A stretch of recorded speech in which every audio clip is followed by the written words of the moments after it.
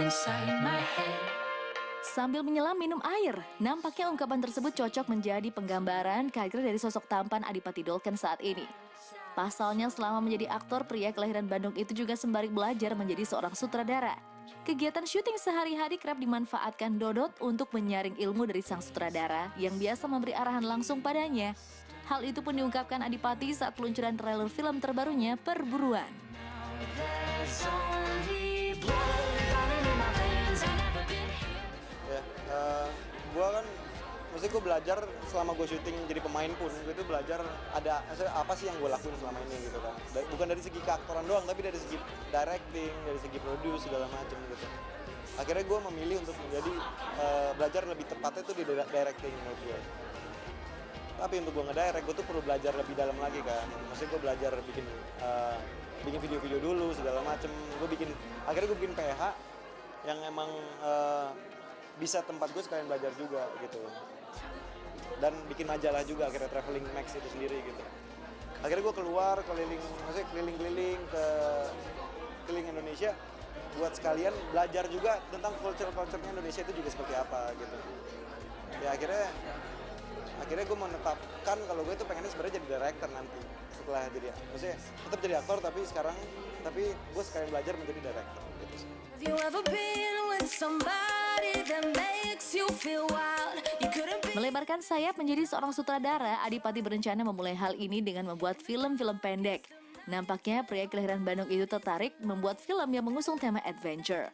Lantaran berkaca dari feed Instagramnya yang selalu memamerkan foto kala dirinya bermesraan dengan alam.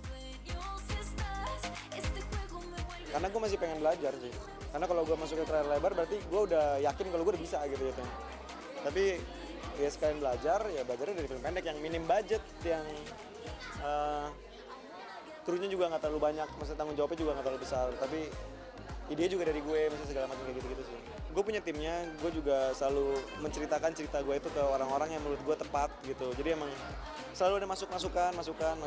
Jadi emang akhirnya mundur juga karena emang gue ngerasa belum siap juga kan. Sampai akhirnya ini matang banget, akhirnya baru gue syuting gitu sih.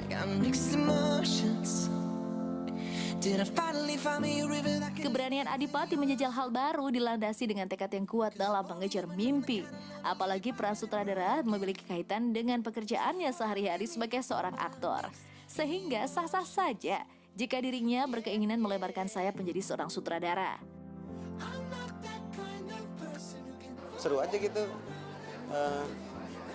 Maksudnya kan ya, mencoba hal baru juga sih maksud gue. Karena directing itu juga nggak beda jauh sama menjadi aktor kan maksud gue. Jadi aktor itu kan lu memerankan sesuatu, tapi mendirect itu lu mendirect si aktor untuk memerankan sesuatu maksud gue gitu. Dan menurut gue itu sejalur dan challengingnya justru akan lebih berat lagi nanti. Sekarang sih gue selalu melihat semuanya dari seni dulu. Tetap butuh duit, tapi gue berangkat dari situ. Karena kalau gue ngeliatnya dari apa-apa duit, akhirnya seninya terlupakan dan akhirnya apapun yang gue kerjakan nggak membuahkan hasil apapun juga sebenarnya gitu sih. Keberanian Adipati untuk mencicipi tantangan baru tak hanya sebatas menjadi sutradara saja. Seperti yang kita tahu, pria yang memiliki nama lengkap Adipati Kussumaji itu kerap kali memainkan film bergenre drama percintaan. Namun berbeda dengan film terbarunya kali ini, Adipati mencoba tantangan baru dengan menjajal sebuah film yang menuntutnya berperan sebagai sosok pahlawan tanah air yang berusaha melakukan perlawanan terhadap tentara Jepang ketika menjajah Indonesia di masa lampau.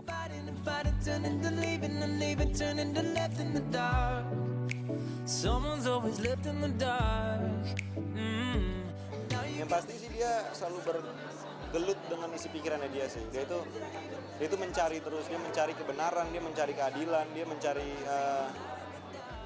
mencari tentang hak-hak kemanusiaan itu sendiri gitu maksud gue. Dia tuh ngomongin kemanusiaan. Dia tuh nggak bisa, dia merasa tertekan, dia merasa tertindas dengan waktu itu di zamannya peta Jepang, dia merasa tertindas dengan itu, maka dia